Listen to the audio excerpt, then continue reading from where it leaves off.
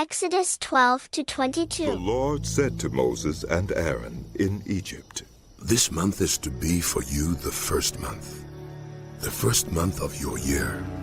Tell the whole community of Israel that on the 10th day of this month, each man is to take a lamb for his family, one for each household. If any household is too small for a whole lamb, they must share one with their nearest neighbor, having taken into account the number of people there are. You are to determine the amount of lamb needed in accordance with what each person will eat. The animals you choose must be year-old males without defect, and you may take them from the sheep or the goats. Take care of them until the 14th day of the month, when all the members of the community of Israel must slaughter them at twilight. Then they are to take some of the blood and put it on the sides and tops of the door frames of the houses where they eat the lambs. That same night, they are to eat the meat roasted over the fire, along with bitter herbs and bread made without yeast. Do not eat the meat raw or boiled in water, but roasted over a fire with the head, legs, and internal organs. Do not leave any of it till morning. If some is left till morning, you must burn it. This is how you are to eat it: with your cloak tucked into your belt, your sandals on your feet, and your staff in your hand. Eat it in haste. It is the Lord's Passover. On that same night, I will pass through Egypt and strike down every firstborn of both people and animals.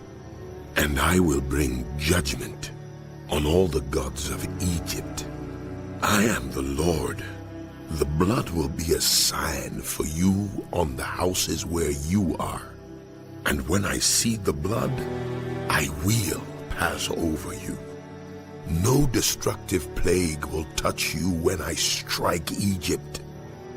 This is a day you are to commemorate. For the generations to come you shall celebrate it as a festival to the Lord, a lasting ordinance. For 7 days you are to eat bread made without yeast. On the first day, remove the yeast from your houses. For whoever eats anything with yeast in it, from the first day through the 7th, must be cut off from Israel.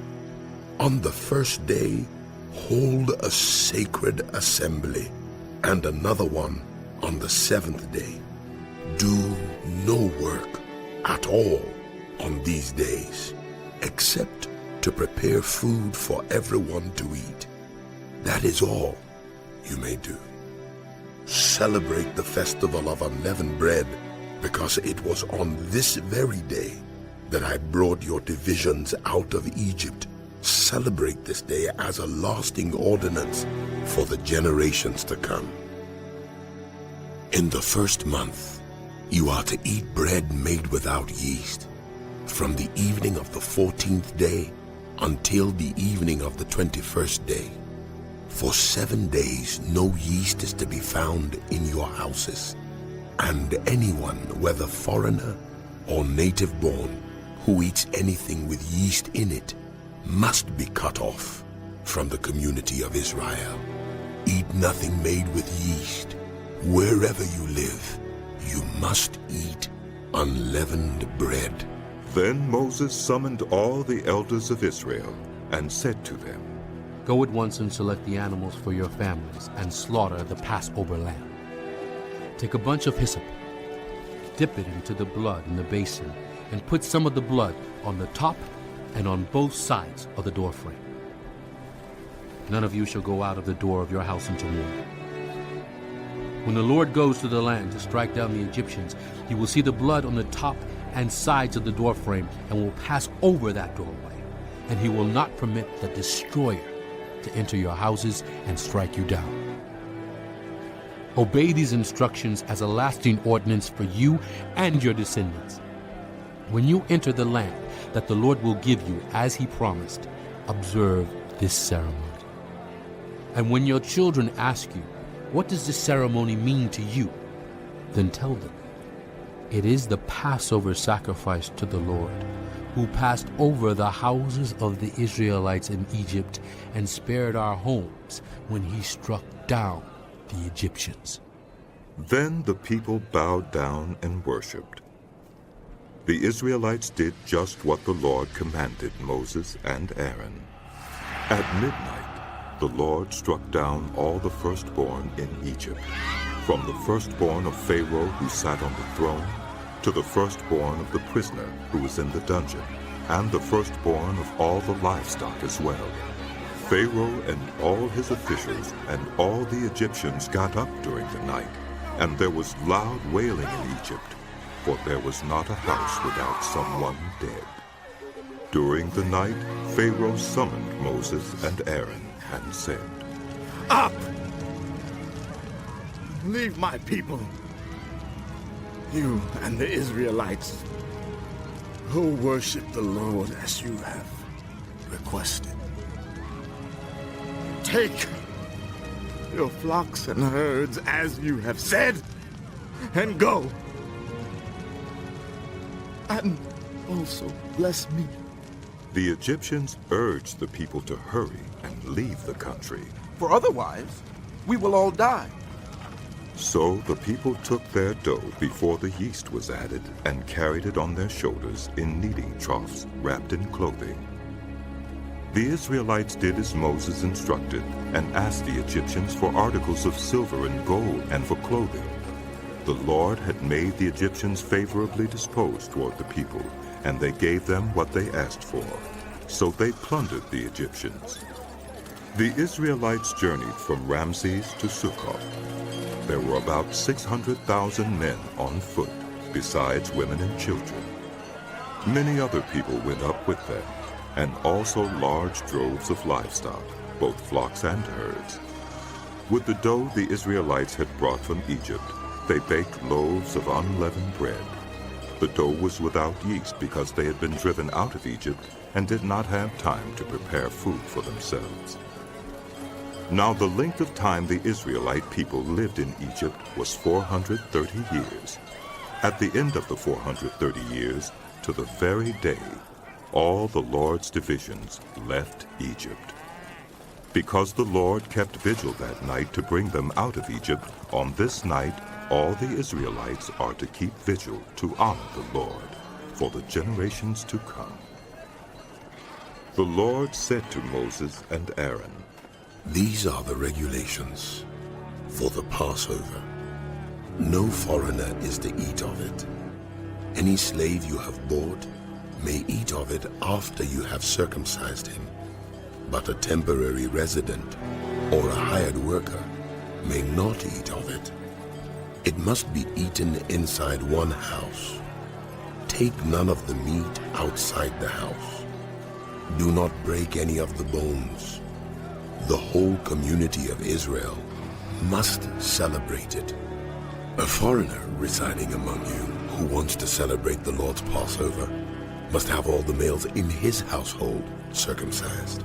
Then he may take part like one born in the land. No uncircumcised male may eat of it. The same law applies both to the native born and to the foreigner residing among you. All the Israelites did just what the Lord had commanded Moses and Aaron. And on that very day, the Lord brought the Israelites out of Egypt. Consecrate to me every firstborn male, the first offspring of every womb among the Israelites belongs to me, whether human or animal. Then Moses said to the people, Commemorate this day, the day you came out of Egypt, out of the land of slavery, because the Lord brought you out of it with a mighty hand. Eat nothing containing yeast. Today, in the month of Aviv, you are leaving.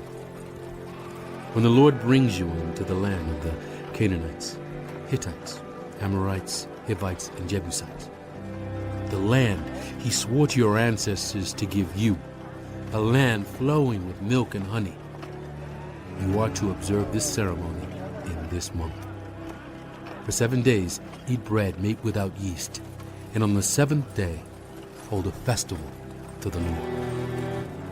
Eat unleavened bread during those 7 days. Nothing with yeast in it is to be seen among you, nor shall any yeast be seen anywhere within your borders. On that day, tell your children, I do this because of what the Lord did for me when I came out of Egypt. This observance will be for you like a sign on your hand and a reminder on your forehead that this law of the Lord is to be on your lips. For the Lord brought you out of Egypt with his mighty hand. You must keep this ordinance at the appointed time, year after year. After the Lord brings you into the land of the Canaanites and gives it to you, as he promised on oath to you and your ancestors, you are to give over to the Lord the first offspring of every womb. All the firstborn males of your livestock belong to the Lord. Redeem with a lamb every firstborn donkey. But if you do not redeem it, break its neck. Redeem every firstborn among your sons. In days to come, when your children ask you, what does this mean? Say to them, with a mighty hand, the Lord brought us out of Egypt, out of the land of slavery.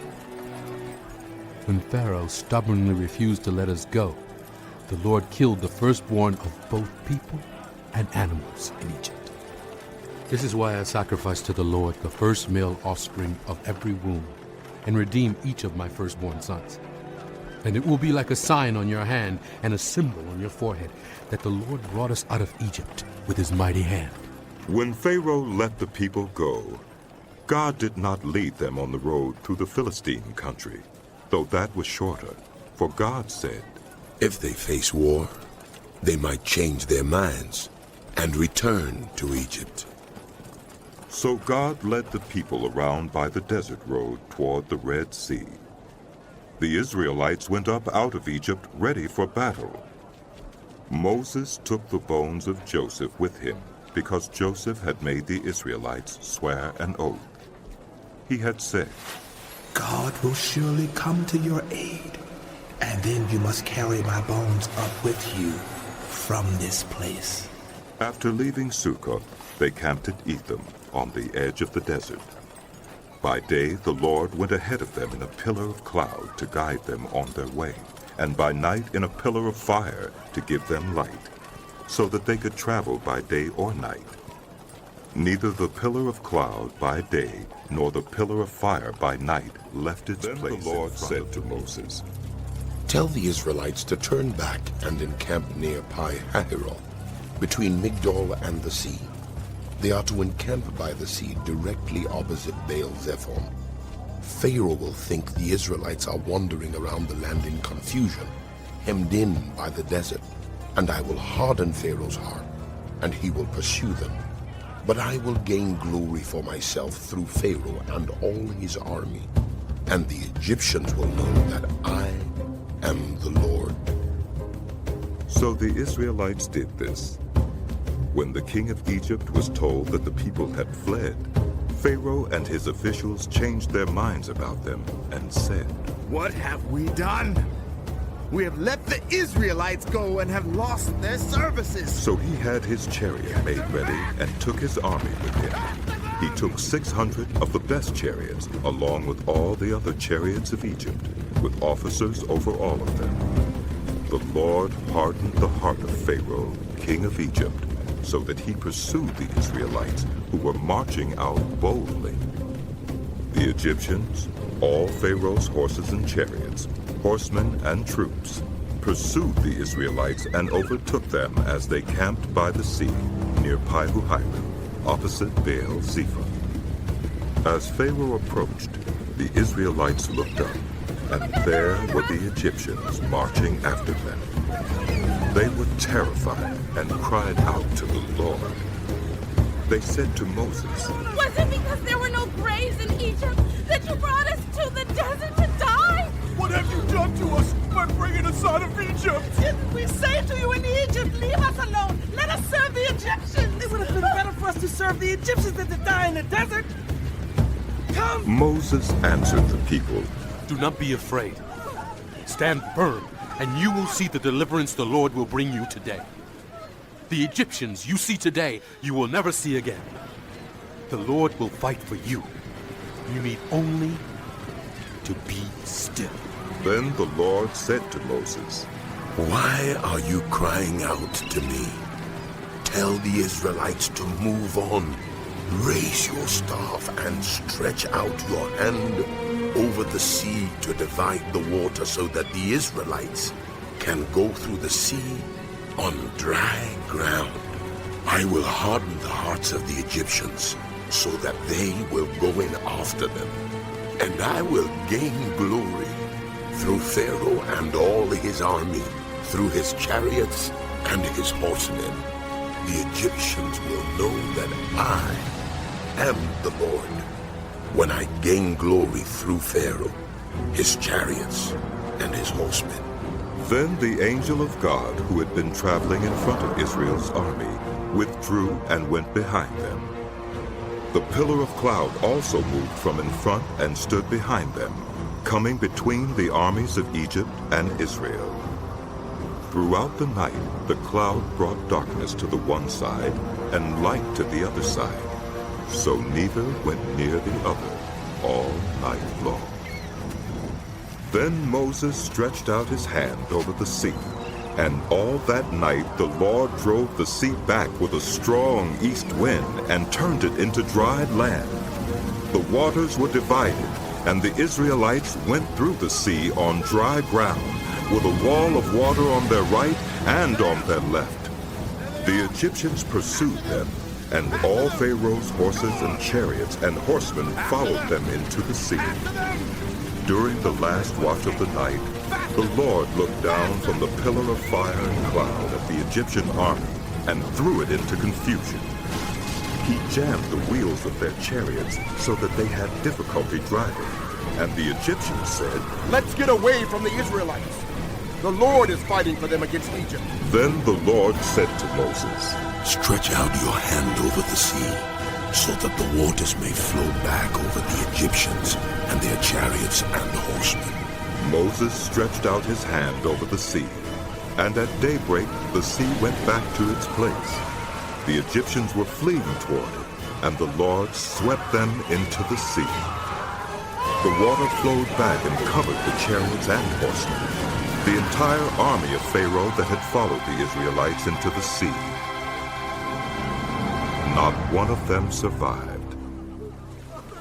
But the Israelites went through the sea on dry ground, with a wall of water on their right and on their left. That day the Lord saved Israel from the hands of the Egyptians, and Israel saw the Egyptians lying dead on the shore. And when the Israelites saw the great power the Lord displayed against the Egyptians, the people feared the Lord and put their trust in him. And the Israelites sang this song to the Lord. I will sing to the Lord, for he is highly exalted. Both horse and driver he has hurled into the sea. The Lord is my strength and my defense. He has become my salvation. He is my God, and I will praise him. My father's God, and I will exalt him. The Lord is a warrior. The Lord is his name. Pharaoh's chariots and his army he has hurled into the sea. The best of Pharaoh's officers are drowned in the Red Sea. The deep waters have covered them. They sank to the depths like a stone. Your right hand, Lord, was majestic in power. Your right hand, Lord, shattered the enemy. In the greatness of your majesty, you threw down those who opposed you. You unleashed your burning anger. It consumed them like stubble. By the blast of your nostrils, the waters piled up. The surging waters stood up like a wall. The deep waters congealed in the heart of the sea. The enemy boasted, I will pursue. I will overtake them. I will divide the spoils. I will gorge myself on them. I will draw my sword, and my hand will destroy them. But you blew with your breath, and the sea covered them. They sank like lead in the mighty waters. Who among the gods is like you, Lord? Who is like you? Majestic in holiness, awesome in glory, working wonders. You stretch out your right hand, and the earth swallows your enemies. In your unfailing love, you will lead the people you have redeemed. In your strength, you will guide them to your holy dwelling. The nations will hear and tremble. Anguish will grip the people of Philistia. The chiefs of Edom will be terrified. The leaders of Moab will be seized with trembling. The people of Canaan will melt away. Terror and dread will fall on them. By the power of your arm, they will be as still as a stone. Until your people pass by, Lord. Until the people you bought pass by. You will bring them in and plant them on the mountain of your inheritance. The place, Lord, you made for your dwelling. The sanctuary, Lord, your hands established. The Lord reigns forever and ever. When Pharaoh's horses, chariots, and horsemen went into the sea, the Lord brought the waters of the sea back over them. But the Israelites walked through the sea on dry ground. Then Miriam the prophet, Aaron's sister, took a timbrel in her hand, and all the women followed her with timbrels and dancing. Miriam sang to them, Sing to the Lord, for he is highly exalted. Both horse and driver he has hurled into the sea. Then Moses led Israel from the Red Sea, and they went into the desert of Shur. For 3 days they traveled in the desert without finding water. When they came to Marah, they could not drink its water because it was bitter.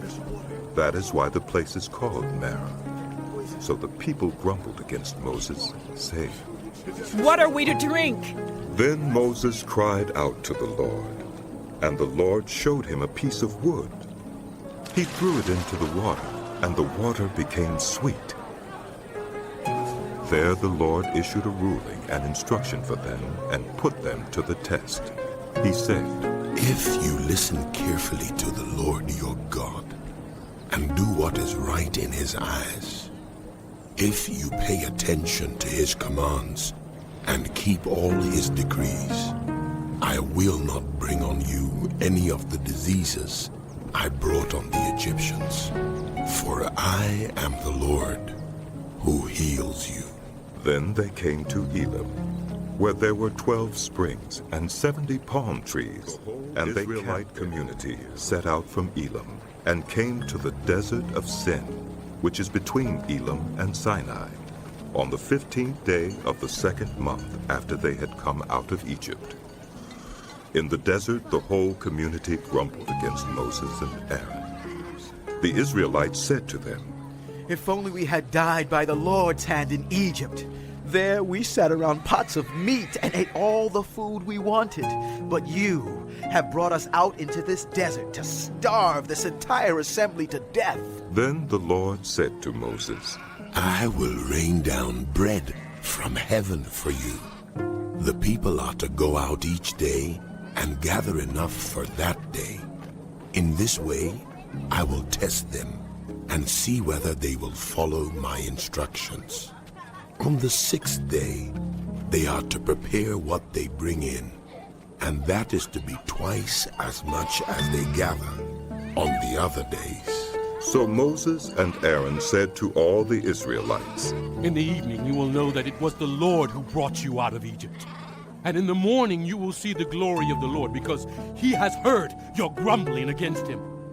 Who are we that you should grumble against us? Moses also said, You will know that it was the Lord when he gives you meat to eat in the evening and all the bread you want in the morning, because he has heard your grumbling against him. Who are we?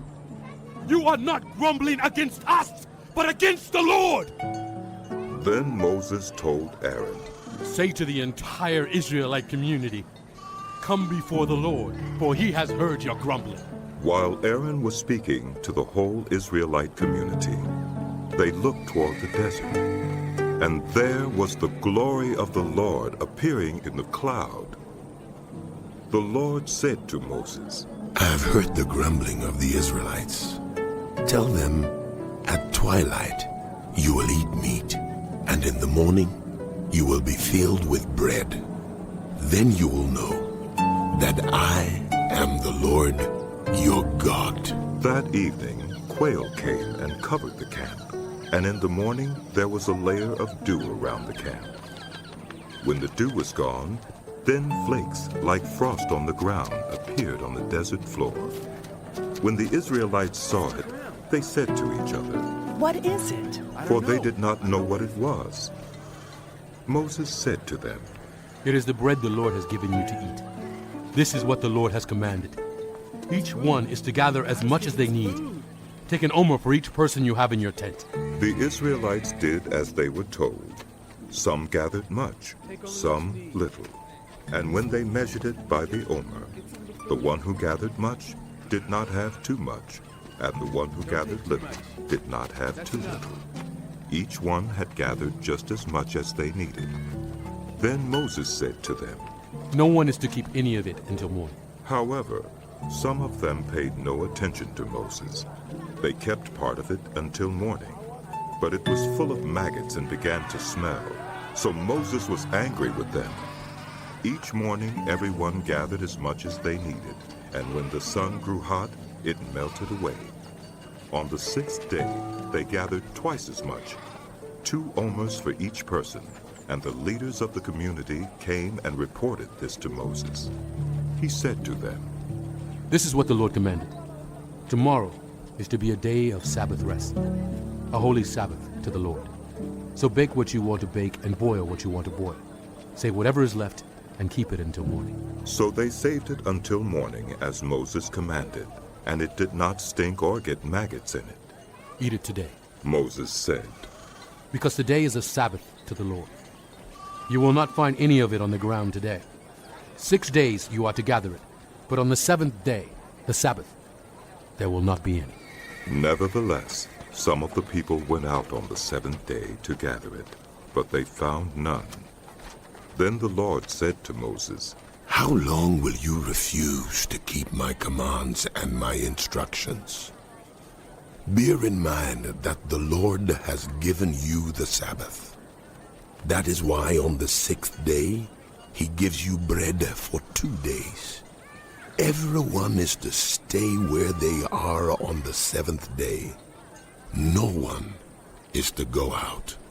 So the people rested on the 7th day. The people of Israel called the bread manna.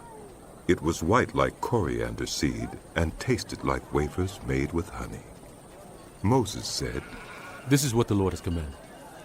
Take an omer of manna and keep it for the generations to come, so they can see the bread I gave you to eat in the wilderness when I brought you out of Egypt. So Moses said to Aaron, Take a jar and put an omer of manna in it. Then place it before the Lord to be kept for the generations to come. As the Lord commanded Moses, Aaron put the manna with the tablets of the covenant law so that it might be preserved. The Israelites ate manna 40 years until they came to a land that was settled. They ate manna until they reached the border of Canaan. The whole Israelite community set out from the desert of Sin, traveling from place to place as the Lord commanded. They camped at Rephidim, but there was no water for the people to drink. So they quarreled with Moses and said, Give us water to drink! Moses replied, Why do you quarrel with me? Why do you put the Lord to the test? But the people were thirsty for water there, and they grumbled against Moses. They said, Why did you bring us up out of Egypt to make us and our children and livestock die of thirst? Then Moses cried out to the Lord. What am I to do with these people? They are almost ready to stone me. The Lord answered Moses, Go out in front of the people. Take with you some of the elders of Israel, and take in your hand the staff with which you struck the Nile, and go. I will stand there before you by the rock at Horeb. Strike the rock, and water will come out of it for the people to drink.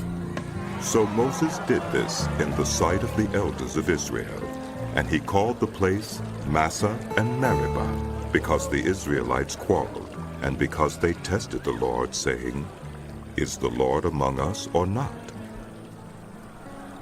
The Amalekites came and attacked the Israelites at Rephidim. Moses said to Joshua, Choose some of our men and go out to fight the Amalekites. Tomorrow I will stand on top of the hill with the staff of God in my hands. So Joshua fought the Amalekites as Moses had ordered, and Moses, Aaron, and Hur went to the top of the hill. As long as Moses held up his hands, the Israelites were winning. But whenever he lowered his hands, the Amalekites were winning. When Moses' hands grew tired, they took a stone and put it under him, and he sat on it. Aaron and Hur held his hands up, one on one side, one on the other, so that his hands remained steady till sunset. So Joshua overcame the Amalekite army with the sword. Then the Lord said to Moses, Write this on a scroll as something to be remembered, and make sure that Joshua hears it, because I will completely blot out the name of Amalek from under heaven. Moses built an altar and called it, The Lord is my banner. He said, Because hands were lifted up against the throne of the Lord. The Lord will be at war against the Amalekites from the generation. priest of Midian and father-in-law of Moses, heard of everything God had done for Moses and for his people Israel, and how the Lord had brought Israel out of Egypt. After Moses had sent away his wife Zipporah, his father-in-law Jethro received her and her 2 sons. One son was named Gershom, for Moses said, I have become a foreigner in a foreign land. And the other was named Eliezer, for he said, My father's God was my helper. He saved me from the sword of Pharaoh. Jethro, Moses' father-in-law, together with Moses' sons and wife, came to him in the wilderness, where he was camped near the mountain of God. Jethro had sent word to him, I, your father-in-law Jethro, am coming to you with your wife and her 2 sons. So Moses went out to meet his father-in-law and bowed down and kissed him. They greeted each other and then went into the tent. Moses told his father-in-law about everything the Lord had done to Pharaoh and the Egyptians for Israel's sake, and about all the hardships they had met along the way, and how the Lord had saved them. Jethro was delighted to hear about all the good things the Lord had done for Israel in rescuing them from the hand of the Egyptians. He said, Praise be to the Lord, who rescued you from the hand of the Egyptians and of Pharaoh, and who rescued the people from the hand of the Egyptians. Now I know that the Lord is greater than all other gods, for he did this to those who had treated Israel arrogantly. Then Jethro, Moses' father-in-law, brought a burnt offering and other sacrifices to God. And Aaron came with all the elders of Israel to eat bread with Moses' father-in-law in the presence of God. The next day Moses took his seat to serve as judge for the people, and they stood around him from morning till evening. When his father-in-law saw all that Moses was doing for the people, he said, What is this you are doing for the people? Why do you alone sit as judge, while all these people stand around you from morning till evening? Moses answered him, Because the people come to me to seek God's will. Whenever they have a dispute, it is brought to me, and I decide between the parties and inform them of God's decrees and instructions. Moses' father-in-law replied, What you are doing is not good. You and these people who come to you will only wear yourselves out. The work is too heavy for you. You cannot handle it alone. Listen now to me, and I will give you some advice, and may God be with you.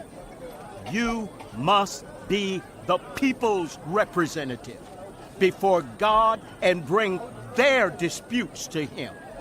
Teach them his decrees and instructions, and show them the way they are to live and how they are to behave. But select capable men from all the people, men who fear God, trustworthy men who hate dishonest gain, and appoint them as officials over thousands, hundreds, 50s, and 10s. Have them serve as judges for the people at all times, but have them bring every difficult case to you. The simple cases they can decide themselves. That will make your load lighter, because they will share it with you. If you do this, and God so commands, you will be able to stand the strain, and all these people will go home satisfied. Moses listened to his father-in-law and did everything he said. He chose capable men from all Israel and made them leaders of the people, officials over thousands, hundreds, 50s, and 10s. They served as judges for the people at all times. The difficult cases they brought to Moses, but the simple ones they decided themselves. Then Moses sent his father-in-law on his way, and Jethro on the first day of the 3rd month after the Israelites left Egypt. On that very day, they came to the desert of Sinai. After they set out from Rephidim, they entered the desert of Sinai, and Israel camped there in the desert in front of the mountain. Then Moses went up to God, and the Lord called to him from the mountain and said, This is what you are to say to the house of Jacob, and what you are to tell the people of Israel. You yourselves have seen what I did to Egypt, and how I carried you on eagle's wings and brought you to myself. Now, if you obey me fully and keep my covenant, then out of all nations, you will be my treasured possession. Although the whole earth is mine, you will be for me a kingdom of priests and a holy nation. These are the words you are to speak to the Israelites. So Moses went back and summoned the elders of the people, and set before them all the words the Lord had commanded him to speak. The people all responded together, We will do everything the Lord has said. So Moses brought their answer back to the Lord. The Lord said to Moses, I am going to come to you in a dense cloud, so that the people will hear me speaking with you, and will always put their trust in you. Then Moses told the Lord what the people had said. And the Lord said to Moses, Go to the people and consecrate them today and tomorrow. Have them wash their clothes and be ready by the 3rd day, because on that day the Lord will come down on Mount Sinai in the sight of all the people. Put limits for the people around the mountain, and tell them, Be careful that you do not approach the mountain or touch the foot of it. Whoever touches the mountain is to be put to death. They are to be stoned or shot with arrows. Not a hand is to be laid on them, whether people or animals. They shall not be permitted to live. Only when the ram's horn sounds a long blast may they approach the mountain. After Moses had gone down the mountain to the people, he consecrated them, and they washed their clothes. Then he said to the people, Prepare yourselves for the 3rd day. Abstain from sexual relations. On the morning of the 3rd day, there was thunder and lightning, with a thick cloud over the mountain, and a very loud trumpet blast. Everyone in the camp trembled. Then Moses led the people out of the camp to meet with God, and they stood at the foot of the mountain. Mount Sinai was covered with smoke, because the Lord descended on it in fire. The smoke billowed up from it like smoke from a furnace, and the whole mountain trembled violently. As the sound of the trumpet grew louder and louder, Moses spoke, and the voice of God answered him. The Lord descended to the top of Mount Sinai and called Moses to the top of the mountain. So Moses went up, and the Lord said to him, Go down and warn the people, so they do not force their way through to see the Lord, and many of them perish. Even the priests who approach the Lord must consecrate themselves, or the Lord will break out against them. Moses said to the Lord, The people cannot come up Mount Sinai, because you yourself warned us. Put limits around the mountain and set it apart as holy. The Lord replied, Go down and bring Aaron up with you, but the priests and the people must not force their way through to come up to the Lord, or he will break out against them. So Moses went down and spoke all these words. I am the Lord your God, who brought you out of Egypt, out of the land of slavery. You shall have no other gods before me. You shall not make for yourself an image in the form of anything in heaven above, or on the earth beneath, or in the waters below. You shall not bow down to them or worship them, for I, the Lord your God, am a jealous God, punishing the children for the sin of the parents to the third and fourth generation of those who hate me, but showing love to 1,000 generations of those who love me and keep my commandments. You shall not misuse the name of the Lord your God, for the Lord will not hold anyone guiltless who misuses his name. Remember the Sabbath day by keeping it holy. 6 days you shall labor and do all your work, but the seventh day is a Sabbath to the Lord your God. On it you shall not do any work, neither you, nor your son or daughter, nor your male or female servant, nor your animals, nor any foreigner residing in your towns. For in 6 days the Lord made the heavens and the earth, the sea, and all that is in them. But he rested on the seventh day. Therefore the Lord blessed the Sabbath day and made it holy. Honor your father and your mother, so that you may live long in the land the Lord your God is giving you. You shall not murder. You shall not commit adultery. You shall not steal. You shall not give false testimony against your neighbor. You shall not covet your neighbor's house. You shall not covet your neighbor's wife, or his male or female servant, his ox or donkey, or anything that belongs to your neighbor. When the people saw the thunder and lightning, and heard the trumpet, and saw the mountain in smoke, they trembled with fear. They stayed at a distance and said to Moses, Speak to us yourself, and we will listen. But do not have God speak to us, or we will die. Moses said to the people, Do not be afraid. God has come to test you, so that the fear of God will be with you to keep you from sinning.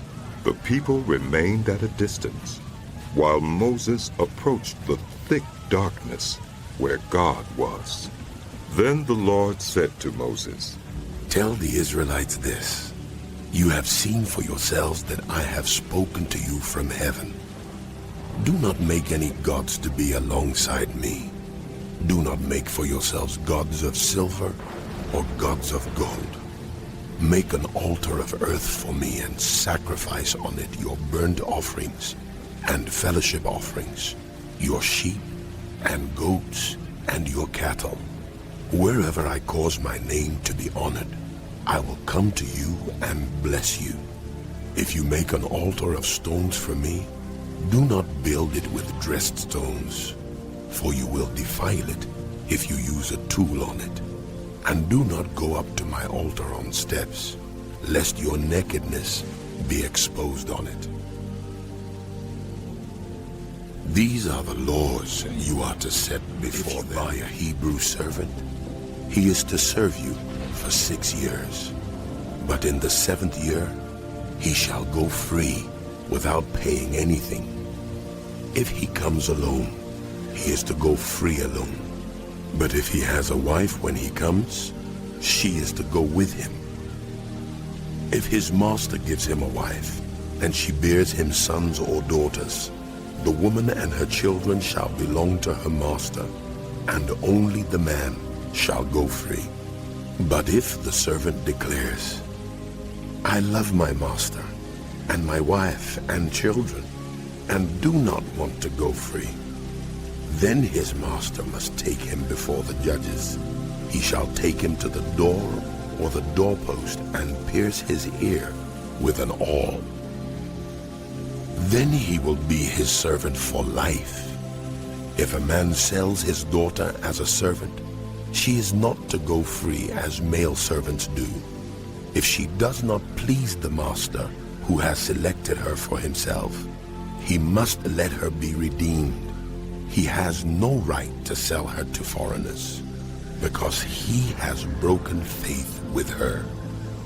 If he selects her for his son, he must grant her the rights of a daughter. If he marries another woman, he must not deprive the first one of her food, clothing, and marital rights. If he does not provide her with these three things, she is to go free without any payment of money. Anyone who strikes someone a fatal blow is to be put to death. However, if it is not done intentionally, but God lets it happen, they are to flee to a place I will designate. But if anyone schemes and kills someone deliberately, that person is to be taken from my altar and put to death. Anyone who attacks their father or mother is to be put to death. Anyone who kidnaps someone is to be put to death, whether the victim has been sold or is still in the kidnapper's possession. Anyone who curses their father or mother is to be put to death. If two people quarrel, and one hits the other with a stone or with a fist, and the victim does not die, but is confined to bed, the one who struck the blow will not be held liable if the other can get up and walk around outside with a staff. However, the guilty party must pay the injured person for any loss of time and see that the victim is completely healed. Anyone who beats their male or female slave with a rod must be punished if the slave dies as a direct result. But they are not to be punished if the slave recovers after a day or two, since the slave is their property. If people are fighting and a pregnant woman is hit and gives birth prematurely, but there is no serious injury, the offender must be fined whatever the woman's husband demands and the court allows. But if there is serious injury, you are to take life for life, eye for eye, tooth for tooth, hand for hand, foot for foot, burn for burn, wound for wound, bruise for bruise. An owner who hits a male or female slave in the eye and destroys it must let the slave go free to compensate for the eye. And an owner who knocks out the tooth of a male or female slave must let the slave go free to compensate for the tooth. If a bull gores a man or a woman to death, the bull is to be stoned to death, and its meat must not be eaten, but the owner of the bull will not be held responsible. If, however, the bull has had the habit of goring, and the owner has been warned but has not kept it penned up, and it kills a man or woman, the bull is to be stoned, and its owner also is to be put to death. However, if payment is demanded, the owner's life may be redeemed by the payment of whatever is demanded. This law also applies if the bull gores a son or daughter. If the bull gores a male or female slave, the owner must pay 30 shekels of silver to the master of the slave, and the bull is to be stoned to death. If anyone uncovers a pit or digs one and fails to cover it, and an ox or a donkey falls into it, the one who opened the pit must pay the owner for the loss and take the dead animal in exchange. If anyone's bull injures the bull of another and it dies, the two parties are to sell the live one and divide both the money and the dead animal equally. However, if it was known that the bull had the habit of goring, yet the owner did not keep it penned up, the owner must pay, animal for animal. And takes an ox or a sheep and slaughters it or sells it must pay back 5 head of cattle for the ox and 4 sheep for the sheep. If a thief is caught breaking in and is struck a fatal blow, the defender is not guilty of bloodshed.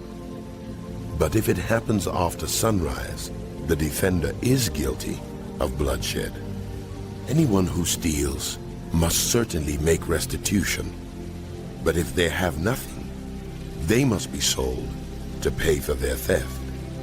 If the stolen animal is found alive in their possession, whether ox or donkey or sheep, they must pay back double. If anyone grazes their livestock in a field or vineyard and lets them stray and they graze in another person's field, restitution must be made from the best of the livestock owner's field or vineyard. If a fire breaks out and spreads into thorn bushes so that it burns shocks of grain or standing grain or the whole field, the one who started the fire must make restitution. If anyone gives a neighbor silver or goods for safekeeping and they are stolen from the neighbor's house, the thief, if caught, must pay back double. But if the thief is not found, the owner of the house must appear before the judges, and they must determine whether the owner of the house has laid hands on the other person's property. In all cases of illegal possession of an ox, a donkey, a sheep, a garment, or any other lost property about which somebody says, "This is mine," both parties are to bring their cases before the judges. The one whom the judges declare guilty must pay back double to the other. If anyone gives a donkey, an ox, a sheep, or any other animal to a neighbor for safekeeping, and it dies or is injured or is taken away while no one is looking, the issue between them will be settled by the taking of an oath before the Lord that the neighbor did not lay hands on the other person's property. The owner is to accept this, and no restitution is required.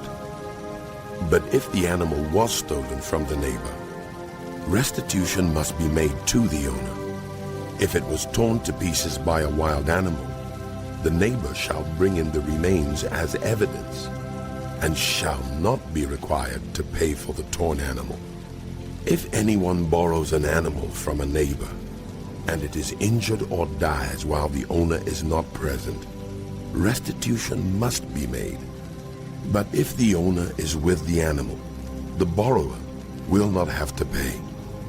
If the animal was hired, the money paid for the hire covers the loss. If a man seduces a virgin who is not pledged to be married and sleeps with her, he must pay the bride price, and she shall be his wife. If her father absolutely refuses to give her to him, he must still pay the bride price for virgins. Do not allow a sorceress to live. Anyone who has sexual relations with an animal is to be put to death. Whoever sacrifices to any god other than the Lord must be destroyed. Do not mistreat or oppress a foreigner, for you were foreigners in Egypt. Do not take advantage of a widow or an orphan. If you do, and they cry out to me, I will certainly hear their cry. My anger will be aroused, and I will kill you with the sword. Your wives will become widows, and your children fatherless.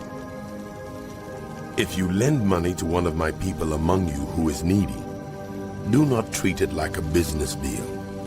Charge no interest.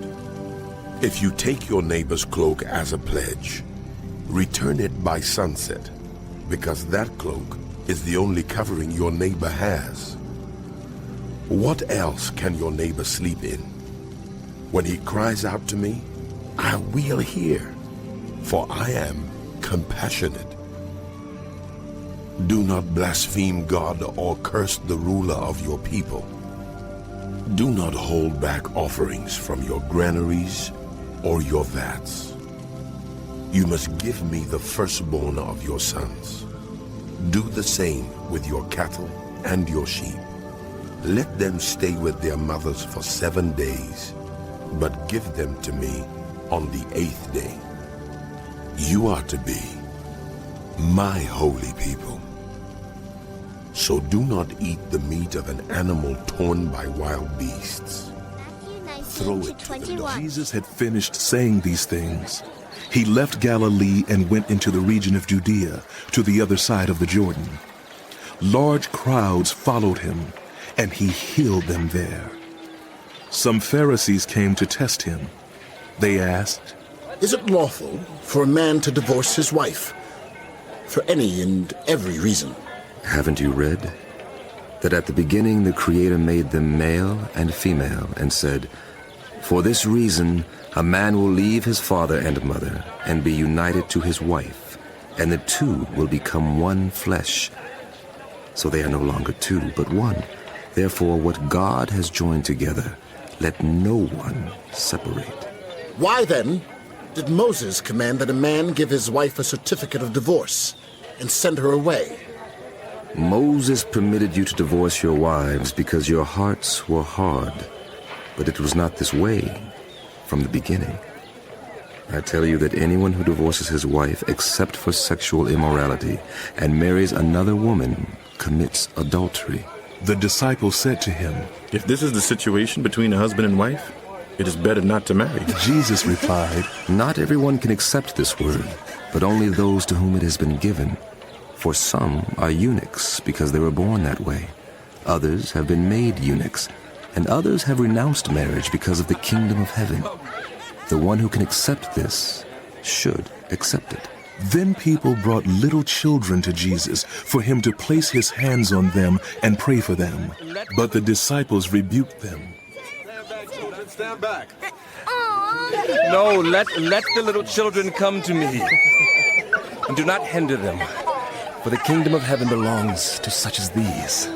When he had placed his hands on them, he went on from there. Just then, a man came up to Jesus and asked, Teacher, what good thing must I do to get eternal life? Why do you ask me about what is good? Jesus replied, There is only one who is good. If you want to enter life, keep the commandments. Which ones? He inquired. Jesus replied, You shall not murder. You shall not commit adultery. You shall not steal. You shall not give false testimony. Honor your father and mother, and love your neighbor as yourself. All these I have kept. The young man said. What do I still lack? Jesus answered, If you want to be perfect, go, sell your possessions and give to the poor, and you will have treasure in heaven. Then come, follow me. When the young man heard this, he went away sad, because he had great wealth. Then Jesus said to his disciples, Truly I tell you, it is hard for the rich to enter the kingdom of heaven. Again, I tell you, it is easier for a camel to go through the eye of a needle than for the rich to enter the kingdom of God. When the disciples heard this, they were greatly astonished and asked, Who then can be saved? Jesus looked at them and said, With human beings this is impossible, but with God all things are possible. Peter answered him, We have left everything to follow you. What then will there be for us? Jesus said to them, Truly I tell you, at the renewal of all things, When the Son of Man sits on his glorious throne, you who have followed me will also sit on 12 thrones, judging the 12 tribes of Israel. And everyone who has left houses or brothers or sisters or father or mother or wife or children or fields for my sake will receive 100 times as much and will inherit eternal life. But many who are first will be last, and many who are last. The kingdom of heaven is like a landowner who went out early in the morning to hire workers for his vineyard. He agreed to pay them a denarius for the day and sent them into his vineyard. About 9 in the morning, he went out and saw others standing in the marketplace doing nothing. He told them, "You also go and work in my vineyard, and I will pay you whatever is right." So they went. He went out again about noon, and about 3 in the afternoon, and did the same thing. About 5 in the afternoon, he went out and found still others standing around. He asked them, "Why have you been standing here all day long doing nothing?" "Because no one has hired us." He said to them, "You also go and work in my vineyard." When evening came, the owner of the vineyard said to his supervisor, "Call the workers and pay them their wages, beginning with the last ones hired and going on to the first." The workers who were hired about 5 in the afternoon came, and each received a denarius. So when those came who were hired first, they expected to receive more, but each one of them also received a denarius. When they received it, they began to grumble against the landowner. "Oh, come on. These men who were hired last worked only 1 hour. They said. "And you have made them equal to us who have borne the burden of the work in the heat of the day?" But he answered one of them, "Friend, I am not being unfair to you. Didn't you agree to work for a denarius? Take your pay and go. I want to give the one who was hired last the same as I gave you. Don't I have the right to do what I want with my own money? Or are you envious because I am generous? So, the last will be first, and the first will be last." Now Jesus was going up to Jerusalem. On the way, he took the 12 aside and said to them, "We are going up to Jerusalem, and the Son of Man will be delivered over to the chief priests and the teachers of the law. They will condemn him to death. Leave us, Lord. And will hand him over to the Gentiles to be mocked and flogged and crucified. On the 3rd day he will be raised to life." Then the mother of Zebedee's sons came to Jesus with her sons, and kneeling down, asked a favor of him. "What is it you want?" He asked. She said, "Grant that one of these 2 sons of mine may sit at your right and the other at your left in your kingdom." "You don't know what you're asking. Can you drink the cup I'm going to drink?" We can. We can. "You will indeed drink from my cup, but to sit at my right or left is not for me to grant. These places belong to those for whom they have been prepared by my Father." When the 10 heard about this, they were indignant with the 2 brothers. Jesus called them together and said, "You know that the rulers of the Gentiles lord it over them, and their high officials exercise authority over them. Not so with you. Instead, whoever wants to become great among you must be your servant, and whoever wants to be first must be your slave, just as the Son of Man did not come to be served, but to serve, and to give his life as a ransom for many." As Jesus and his disciples were leaving Jericho, a large crowd followed him. 2 blind men were sitting by the roadside, and when they heard that Jesus was going by, they shouted, "Lord, Son of David, have mercy on us." The crowd rebuked them and told them to be quiet, but they shouted all the louder, "Lord, Son of David, have mercy on us." Jesus stopped and called them. "What do you want me to do for you?" "Lord, we want our sight." Jesus had compassion on them and touched their eyes. Immediately they received their sight and followed him and came to Bethphage on the Mount of Olives. Jesus sent 2 disciples, saying to them, "Go to the village ahead of you, and at once you will find a donkey tied there with her colt by her. Untie them and bring them to me. If anyone says anything to you, say that the Lord needs them, and he will send them right away." This took place to fulfill what was spoken through the prophet. Say to daughter Zion, see, your king comes to you, gentle and riding on a donkey, and on a colt, the foal of a donkey. The disciples went and did as Jesus had instructed them. They brought the donkey and the colt and placed their cloaks on them for Jesus to sit on. A very large crowd spread their cloaks on the road, while others cut branches from the trees and spread them on the road. The crowds that went ahead of him and those that followed shouted, Hosanna to the Son of David! Blessed is he who comes in the name of the Lord! Hosanna in the highest heaven! When Jesus entered Jerusalem, the whole city was stirred and asked, Who is this?